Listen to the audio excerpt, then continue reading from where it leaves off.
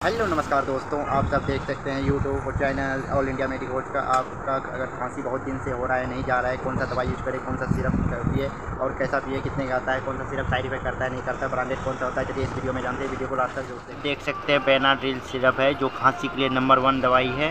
ये सिरप कैसे लेना है, किस चीज़ के लिए यूज होता है, कैसे यूज होता है, खांसी के लिए, जुकाम के लिए, सब चीज़ के लिए होता है। चलिए वीडियो में लास्ट तक बने रहें। ये आप बेनाड्रिल देख सकते हैं। बेनाड्रिल सिरप है आपका खांसी, सर्दी और गले में खराश हो सबके लिए होता है। सूखा खांसी हो या कफ वाली खांसी हो सबके लिए होता है। ये ड्राई एंड काउच दोनों के लिए होता है।